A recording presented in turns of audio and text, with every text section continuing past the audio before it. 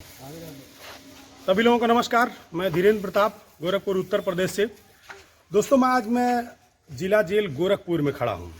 मेरे पीछे अमर शहीद पंडित राम प्रसाद बिस्मिल की प्रतिमा लगी है। यहीं पर इनको फांसी हुई थी। यहाँ पर मैं खड़ा होकर के आज हम लोग उनको श्रद्धांजलि देने आए थे, लेकिन इसी मौके पर मैं कुछ बातें कहना चाहता हूँ।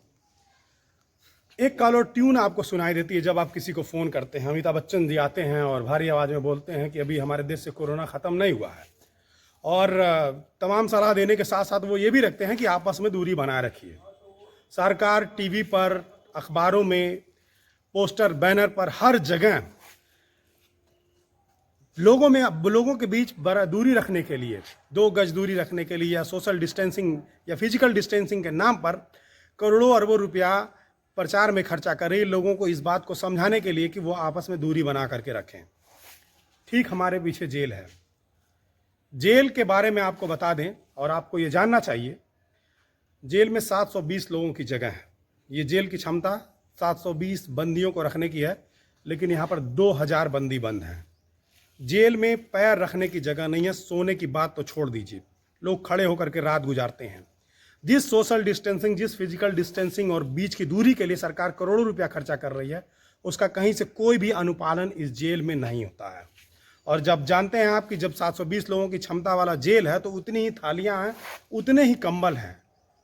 यहाँ पर खाने के लिए कैदियों को इंतजार करना पड़ता है कि हमारा खाना कब मिलेगा। जब अगला कैदी खा करके बर्तन छोड़ देगा और फिर उस बर्तन को धोएंगे तब खाना मिलेगा, और वो खाना खत्म हो जाता है। एक विकसित देश ह्यूमन राइट की बात करता है, एनिमल राइट्स की बात करता है, तमाम अधिकारों को सुरक्षित करने की बात करता है, और तब जाकर के उसको एक विकसित देश कहा जाता है। हम भारत के लोग कहते हैं हम विश्वगुरु बनने जा रहे हैं और हम विकासशील देश हैं, ये हो रहा है, वो हो रहा है, लेकिन हमारे देश में इतना बड़ा ह्यूमन राइट वायलेशन हो रहा है, मानव अधिकारों का इतना बड़ा हनन और कहीं नहीं होगा। जेल शोषण का अड्डा बन चुका है।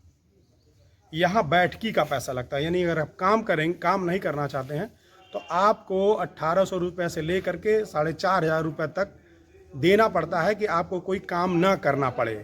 जाहिर सी बात है, जो गरीब हैं, बंदी हैं, वो इसको दे पाने में अक्षम होंगे, और जब वो नहीं दे पाते तो उनसे बेतहाशा काम कराया जाता है। जेल के जो दबंग बंदी हैं, अब बंदी से आपको ये लगता होगा कि जेल में केवल अपराधी बंद होते हैं। जी नहीं, जेल में निर्दोष लोग भी बंद होते हैं। एक बंदी होते हैं जिनको विचाराधीन बंदी कहा जाता है, और एक कैदी होते हैं जो सजा याफ्ता कैदी होते हैं, जिनको किसी मामले में दोष सिद्ध मान लिया जाता है, पाया जाता है, और कोर्ट के द्वारा उनको सजा दिया जाता है। वो अपनी सजा काट रहे होते हैं। लेकिन ऐसे भी बंदी, जो उनकी संख्या लगभग 80% है, जो किसी सजा में नहीं आते, उनके ऊपर विचार चल रहा होता है, उनके ऊपर कोई आरोप लगा होता है, उस आरोप के मारे वो उस जेल में बंद होते हैं, और कोर्ट में उन पर विचार हो रहा होता है कि वो आरोपी हैं या नहीं, उन्होंने अपराध किया है कि नहीं किया है, तो उनको विचाराधीन बंदी कहते हैं। उनमें जब बहुत सारे लोग निर्दोष होते हैं, और उन निर्दोषों को या दोषियों को के साथ जो अमानवीय व्यवहार हो रहा है इस जेल में, उसको आप समझें, जाने, इस नाते मैं ये वीडियो बना रहा हूँ। और ये बात मैं इतने अच्छे तरीके से आपसे इसलिए कह पा रहा हूँ क्योंकि मैं भी 20 दिन जेल में रहा। मेरे ऊपर भी, मुझे भी, जैसा आप लोगों को पता होगा कि मेरे ऊपर भी फर्जी मुकदमे लगा करके हमको जेल भेजा गया था। तो 20 दिन मैं जेल में रहा, तो मैंने उस को देखा, उस पीड़ा को महसूस किया कि सोशल डिस्टेंसिंग, फिजिकल डिस्टेंसिंग के नाम पर देश में इतना बड़ा हुआ है, लेकिन जेल में कहीं उसका कोई पालन नहीं हो रहा है, उसका पूरी तरह से वायलेशन हो रहा है। जेल में पैर रखने की जगह नहीं है, बैरकों में ठूंस करके लोग भर दिए जाते हैं। शाम को 6 बजे बैरक बंद हो जाती है, सुबह 6 बजे बैरक खुलती है, और इस दौरान वहाँ पर कैदी जो होते हैं, विचाराधीन बंदी होते हैं, वो खड़े रहते हैं। और उसमें ज़्यादातर गरीब वर्ग के लोग हैं, जिनके पास पैसा नहीं है, जो अपनी बैठकी नहीं करा सकते हैं, जो जेल में पैसा नहीं दे सकते हैं। जेल का पूरी तरह से निजीकरण हो चुका है। इसको भी जो हमारे मानवाधिकार के एक्टिविस्ट, कार्यकर्ता लोग हैं, जो संस्थाएं हैं जो हमारे देश में मानवाधिकार को सुरक्षित करती हैं, जो जुडिशरी है, उसको भी ये समझना चाहिए कि जेल में लोगों का बहुत ज़्यादा शोषण हो रहा है। जिन गरीबों के पास पैसा नहीं है, वो जेल का खाना खा करके नहीं जी सकते हैं। जेल का खाना बद से बदतर है।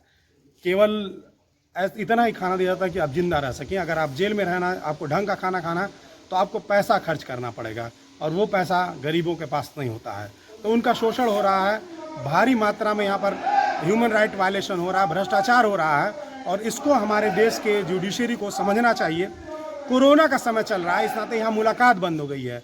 होता क्या था, अमूमन कि आमतौर पर जब हमारे कोई बंदी आता है तो उसके परिजन 1-2 दिन बाद उसमें जेल में मुलाकात लगा करके उससे मिल लेते हैं, उसका हाल चाल ले लेते हैं, उसको कुछ खाने पीने की, वो पहनने ओढ़ने की वस्तुएं दे देते हैं। लेकिन कोरोना के पीरियड में मुलाकात बंद हो चुका है, तो मुलाकात नहीं होने के नाते ये शोषण और बद से बदतर होता गया है। तो इस वीडियो के माध्यम से मैं इस देश की न्यायपालिका, इस देश के जो हमारे सोशल एक्टिविस्ट हैं, उन जो मानवाधिकार कार्यकर्ता हैं, उन सब का ध्यान आकृष्ट कराना चाहता हूं कि जेल में क्षमता मात्र 720 कैदियों की है। 720 कैदियों के लिए ही कंबल है, उतने ही थालियां हैं, लेकिन यहाँ पर 2000 से ज़्यादा कैदी ठूस करके भरे गए हैं, जिनके हर प्रकार से शोषण हो रहा है। हम उसको शब्दों में बयां नहीं कर सकते हैं। तो मैं चाहता हूं कि आपका ध्यान इस तरफ आए और ये जो शोषण है, ये अत्याचार है, बंद हो, जेलों की क्षमता बढ़ाई जाए, कैदियों को सुविधाएं दी जाएं। ये सारे कैदी दोषी नहीं हैं, इसमें अधिकतर निर्दोष होते हैं जो विचाराधीन बंदी होते हैं, और उनके साथ इस तरह का जो व्यवहार होता है जेल सुधरने के लिए होती है, लेकिन यहाँ पर आकर के वो और बिगड़ जाते हैं। आप सभी लोगों ने मेरी बातों को इतनी देर तक सुना, आप सभी लोगों को धन्यवाद।